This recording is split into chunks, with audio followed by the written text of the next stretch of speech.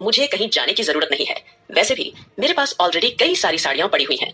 मैं उनमें से ही कुछ पहन लूंगी और तुम मेरे लिए जो इतने प्यारे झुमके लेकर आई हो, मैं वही झुमके पहन लूंगी। अब आगे फिलहाल मेरा कहीं जाने का कोई इरादा नहीं है। ये कहने के बाद राधिका एकदम चुप हो गई। वहीं सुमित भी राधिका की आवाज में नाराजगी साफ साफ महसूस कर लेता है। आस्था भी अब तक समझ चुकी थी कि जरूर इन दोनों के बीच कुछ हुआ है। वह सिचुएशन संभालते हुए राधिका को मनाने लगी। आस्था प्यारी सी आवाज में, राधिका दीदी प्लीज आप सुमित भैया के साथ जाइए ना, और हाँ उन झुमकों से मैचिंग कोई साड़ी खरीद कर लीजिएगा, फिर देखिएगा आप बहुत प्यारी लगेगी। प्लीज मेरे लिए प्लीज जाइए ना, वरना मैं आपकी कोई बात नहीं सुनूंगी। आस्था ने अपना वास्ता देकर राधिका को शॉपिंग के लिए मनाया और उन दोनों को शॉपिंग के लिए भेज दिया। फिलहाल आस्था की नजर फोन पर बिजी आकाश पर पड़ी। आकाश को एक इंपॉर्टेंट कॉल आ गया था और इस वक्त वह कॉल पर बिजी था। तब आस्था तुरंत उसके पास गई और उसने आकाश के हाथ से फोन छीनकर उसे नाराजगी जताई। आस्था जिद्दी अंदाज में, आकाश भैया मैंने रश्मि दीदी को पहले ही फोन कर दिया है, वह पहले से ही हॉस्पिटल में मौजूद है, उनके सारे चेकअप वगैरह भी पूरे हो चुके हैं और वह बस कुछ पेशेंट्स हैंडल कर रही हैं। जब तक आप उनके पास पहुंचेंगे तब तक वह फ्री हो जाएंगी, फिर आप उन्हें शॉपिंग पर लेकर जाइए। आकाश आस्था की बात सुनकर अगले ही पल एकदम से सकपका गया।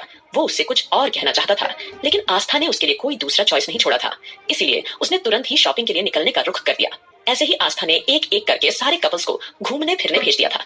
अब वहां दादाजी, अभिमान जी, अंश, नानी माँ और आस्था ही मौजूद थे। सबको भेजने के बाद दादाजी आस्था के पास आए और उसके सिर पर हाथ रखकर इमोशनल हो गए। दादाजी धीमी आवाज में, बेटी तुमने सब लोगों की जिंदगी की प्रॉब्लम पल भर में ही खत्म कर दी, सभी को एक साथ वक्त बिताने का मौका दिया, पर तुम्हारा क्या बेटा, तुम्हारा दिल अंदर से कितना दुखी है, कितना खाली है, यह हम महसूस कर पा रहे हैं और हमें पूरी उम्मीद है कि जल्द ही मेरी बच्ची अपनी जिंदगी की मुश्किलें भी पार कर लेगी। तभी नानी माँ ने आस्था को गर्व से गले लगाकर शाबाशी दी। नानी माँ आस्था का हौसला बढ़ाते हुए, तुम तो हमारी बहादुर बिटिया हो, जिस तरह से तुमने सबकी जिंदगी नॉर्मल कर दी है और सबकी जिंदगियों में खुशियां भर दी हैं, देखना उसी तरह से हमारे कान्हा जी भी तुम्हारी जिंदगी में खुशियां भर देंगे, हमें उनसे पूरी उम्मीद है। आस्था दादाजी और नानी माँ की बातें सुनकर कुछ पल के लिए इमोशनल हो गई थी, लेकिन तभी उसे अंश के रोने की आवाज सुनाई देती है। अभिमान जी उसे संभाल नहीं पा रहे थे और वह जोर जोर से रोने लगा। आस्था ने जल्दी से जाकर उसे अपनी गोद में लिया और अभिमान की ओर देखकर बोली, पापा आप एक काम कीजिए ना, सामने वाले मेंशन पर जाकर देख लीजिए, मैंने वहां कुछ नौकरों को साफ सफाई के लिए भेजा है, आप एक बार जाकर देख लीजिए कि वे सही से काम कर रहे हैं या नहीं, कहीं कुछ गड़बड़ तो नहीं कर रहे हैं। वैसे भी मुझे वसुंधरा पर अभी भी कुछ खास भरोसा नहीं है। आस्था ने वसुंधरा का नाम सीधे नहीं लिया, पर इशारा साफ था। अभिमान जी को आस्था की बात सही लगी, वो एकदम से हामी भरते हुए कहते हैं, ठीक है बेटा, मैं जाता हूँ और देख आता हूँ कि कोई काम कर रहा है या नहीं, आप लोग यहाँ पर अच्छे से तैयारी कीजिए। फिलहाल आस्था ने नानी माँ की ओर देखा और बिल्कुल आराम से कहा, नानी माँ अंश को तैयार करने की जिम्मेदारी आपकी है, वैसे भी परसों पूरी रात हम कृष्ण जी के भजन कीर्तन में जागेंगे और आधी रात के बाद अपना उपवास तोड़ेंगे, ठीक है? कृष्ण जी को भोग लगाने के बाद आप लोग भी इसमें शामिल होंगे।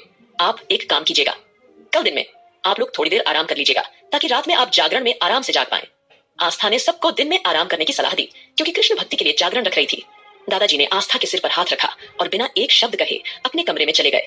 इधर अरमान पूरे रास्ते आस्था के बारे में सोचता रहा। आज जिस तरह से उसने टाइगर और मारिया के लिए आवाज उठाई थी, वह बात उसके दिमाग से जा ही नहीं रही थी। बार बार उसे ऐसा लग रहा था कि जैसे आस्था उसे ऑर्डर दे रही थी, जैसे वह उसका कोई सेवक या नौकर हो। ये सारी बातें सोचते ही उसके सीने में गुस्सा भड़क उठता है। वह खुद को शांत रखने की कोशिश कर रहा था क्योंकि वह किसी लड़की की बातें सुनकर अपनी जिंदगी को डिस्टर्ब नहीं होने देना चाहता था। फिलहाल अरमान जल्दी से अपने ऑफिस में पहुंचा। उसके ऑफिस पहुंचते ही उसे संजना मिली। संजना ने जीन्स और शॉर्ट कुर्ती पहनी थी। उसने अपने लंबे घने बाल खुले छोड़े थे और माथे पर छोटी सी बिंदी लगाई थी। संजना अरमान को मीटिंग्स वगैरह की डिटेल्स दे रही थी। सर, आपके कहने पर मैंने आपकी कंपनी के साथ जीन जीन कंपनियों ने कोलैबोरेशन किया है, उनके ओनर के साथ आपकी मीटिंग फिक्स कर दी है और मिस्टर अविनाश रघुवंशी 15 दिनों के बाद इंडिया आ रहे हैं, इसलिए मैंने मिस्टर रघुवंशी के साथ आपकी मीटिंग फिक्स कर दी है। लेकिन अरमान के दिमाग में उस वक्त कुछ और ही चल रहा था। उसने ठान लिया था कि वह जल्द ही पता लगाएगा कि आखिर यह लड़की किसके साथ चक्कर में है, क्योंकि अरमान को आस्था पर पूरा शक हो गया था। उसने फटाफट अपने केबिन में बैठकर गूगल सर्च करना शुरू कर दिया। बच्चा ज्यादातर कितने महीने में पैदा होता है, सारी जानकारियों के अनुसार जितनी बातें अरमान के सामने आई, उसके अनुसार उसने सोचा 2 साल पहले तो उसका पति उसे छोड़कर चला गया था, लेकिन यह बच्चा अभी 4 से 5 महीने का है, तो ज्यादा से ज्यादा उसे पैदा हुए 1.5 साल हुआ होगा। अगर उसका उसे पति 2 साल पहले छोड़कर चला है, तो फिर यह बच्चा किसका है?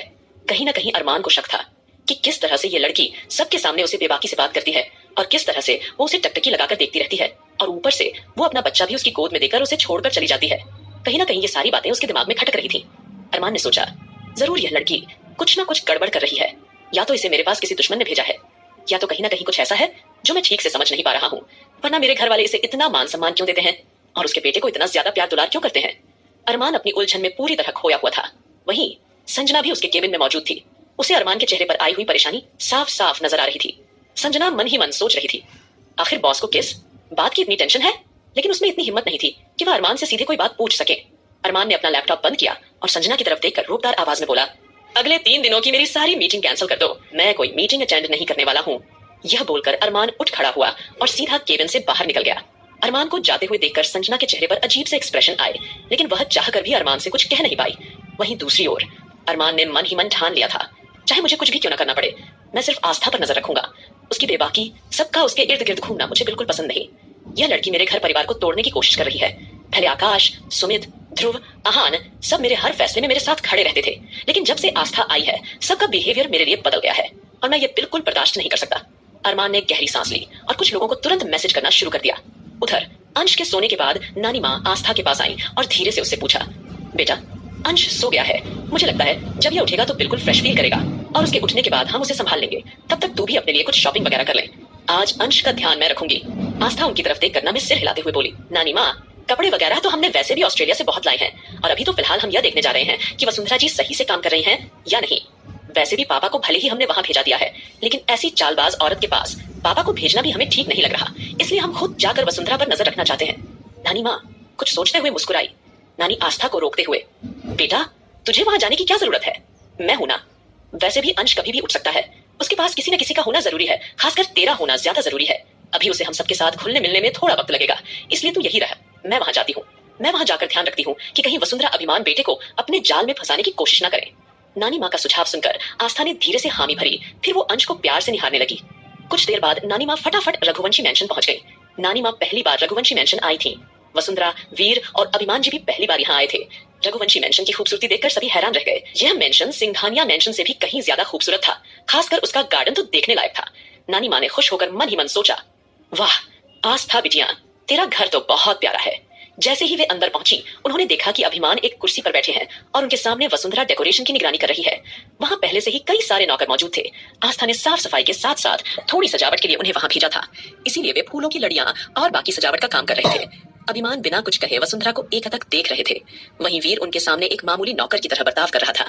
उसकी हरकतें जानबूझकर कुछ ऐसी थीं कि अभिमान को उसके लिए बुरा लगे, लेकिन सच तो यह था, अभिमान जी को इससे कोई फर्क नहीं पड़ रहा था, क्योंकि वे पहले से ही वीर की सच्चाई जान चुके थे।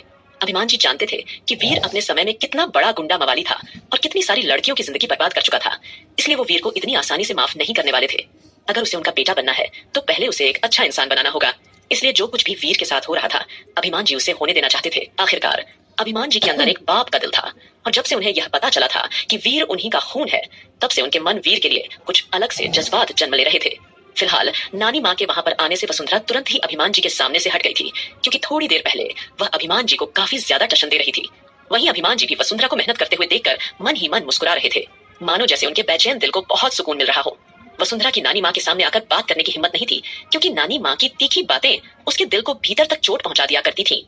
अपने कारनामों की वजह से न तो वह नानी माँ को कुछ कह पाती थी और न ही अपने लिए कोई स्टैंड ले पाती थी, इसलिए नानी माँ की नजरों से बचते हुए वसुंधरा वहां से खिसकने लगी और जल्दी से वहां से कहीं और जाकर काम करवाने लगी। वहीं नानी माँ भी अभिमान जी के साथ बैठ गई और वसुंधरा की तरफ इशारा करते हुए उन्होंने अभिमान जी से पूछा, नानी माँ मुंह बनाते हुए, बेटा एक बात बताओ, क्या तुम्हें इंसान पहचानने की समझ नहीं थी? जो इस औरत ने तुम्हें इतना मूर्ख बना दिया था। अब जैसे ही नानी माँ ने यह सवाल पूछा तो वैसे ही अभिमान जी का दिमाग भग से उड़ गया। उन्हें समझ ही नहीं आ रहा था कि वह नानी माँ की इस बात का क्या जवाब दें, क्योंकि वसुंधरा उनकी पहली नजर की मोहब्बत थी। वह वसुंधरा को कॉलेज लाइफ से ही बहुत ज्यादा प्यार किया करते थे, लेकिन अब नानी माँ को अपनी लव स्टोरी बताने के लिए वह बिल्कुल तैयार नहीं थे। फिलहाल जल्दी ही अभिमान जी ने गहरी सांस ली और उनकी आंखों के सामने वसुंधरा का जवानी वाला रूप आ गया। जिस तरह से वसुंधरा जवानी में अपनी अदाएं दिखाकर सबको अपनी ओर आकर्षित कर लिया करती थी, तो आधा कोलाज ही वसुंधरा के पीछे पागल हो जाता था। और उनमें से एक नाम अभिमान जी का भी था, लेकिन उन सारे नामों में से वसुंधरा ने अभिमान जी को ही चुना था अपनी जिंदगी गुजारने के लिए। ये सारी बातें याद आते ही अचानक से अभिमान जी के गाल अपने आप ही लाल हो उठे। आगे क्या होगा इस कहानी